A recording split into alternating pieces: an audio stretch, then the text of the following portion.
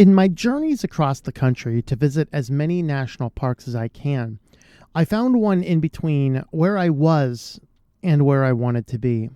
I knew very little about it, but I knew it was in the route, and it looked small enough to, I don't know, maybe visit it within, half a day's time. So I head on down to White Sands National Park, and I can honestly say this, to date, is probably my favorite national park.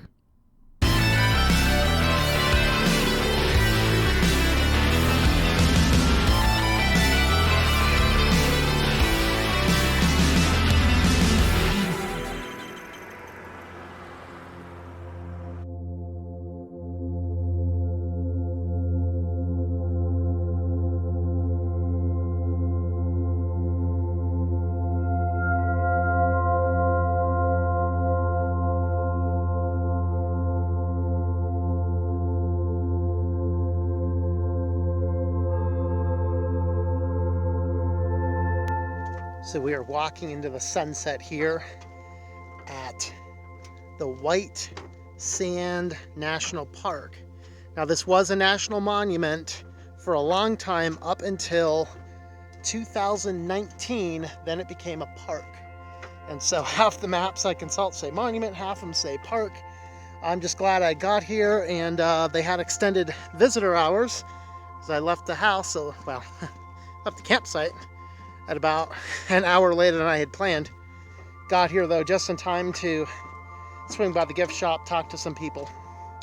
So this is kind of the first big stop I'm doing. It is gorgeous. It's shocking. All my friends out east right now are in the middle of several feet of snow.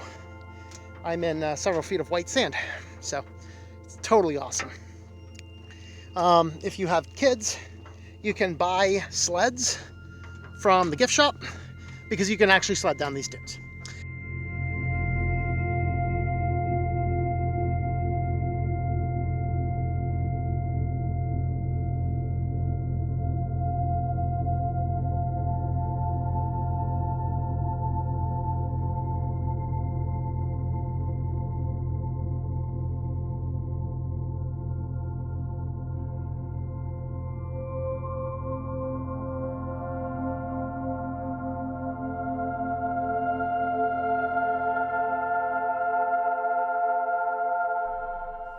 We've already visited a few different sand dunes on this channel. We looked at the Kilpecker sand dunes in Wyoming, where we hiked up the volcano and then traveled over to the sand dunes. We looked at the Mesquite sand dunes in Death Valley. Both are very stunning, but they're very ordinary. They're brown sand, like all the other sand you see. In White Sands, what is so stunning is that it is actually white. We are talking sand white as snow. In some cases, my camera does not even do a good job picking it up with the coloration. But what makes the sand so white? The answer is gypsum. This was an ancient sea, the Permian Sea, which was one of the seas that covered this region many years ago. And it ended up leaving, and like a lot of the condensed plains we find, like the salt flat in Death Valley that we saw in this channel, and also the Great Salt Lake that, I haven't visited since I had the van. Been there several times before. But what happens is the valley water pushes minerals down and it traps the water down. And in this case, gypsum got trapped, which is this bright white sand. And this is actually held in by the moisture that's just under the sand. Even in the midst of the droughts, these places here are very moist. Just dipping your fingers in, you can feel how moist it is. And it locks the sands and prevents them all from blowing away. That is what makes White Sands so white.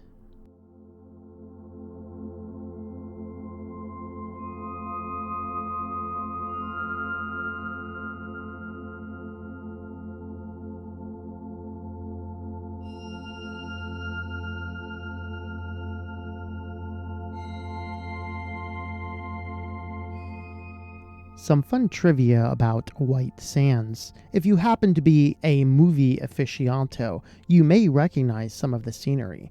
Over 90 movies have been partially set in White Sands over the years. One of the most notable being Michael Bay's Transformers. Portions were filmed there. Also, Independence Day and the old classic Clint Eastwood, Hang 'em High. Obviously, the film called White Sands was indeed set in White Sands, but sorry, you Star Wars fans, I am not seeing anything with Tatooine on the list. But still, it might be worth going to IMDb and searching for filming locations by White Sands, New Mexico, and seeing if your favorite Sandy movie might have been filmed here. You know, by now on the channel, we have seen the Kilpecker Sand Dunes in Wyoming, and we have seen the Mesquite Sand Dunes over in Death Valley. I can honestly say this place here is probably one of the most beautiful and serene places I have ever seen in my life. This is the White Sands National Park. Guys, if you are anywhere in New Mexico, you got to get down and see this place. It is stunning. So right now, there's several people camped out over here, over here, over here, right back there. We're all camped out waiting for the sunset over the sand dunes.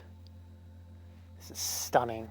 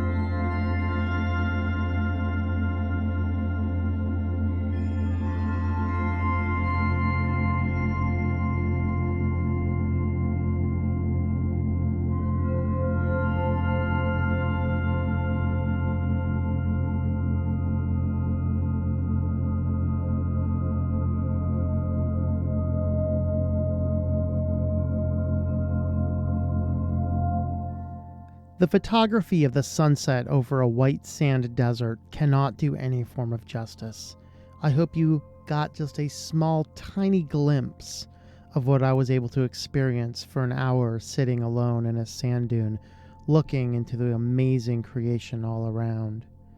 If you are in White Sands, make sure you stay for sunset. The park is usually open an hour after sunset to allow a lot of people to hang out on the sand dunes, watch the sun set behind the mountain range, and then drive on out of the park. This place is one of the most amazing places I've ever seen on Earth.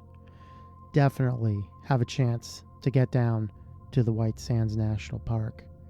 I hope that you've enjoyed my trip through this particular park.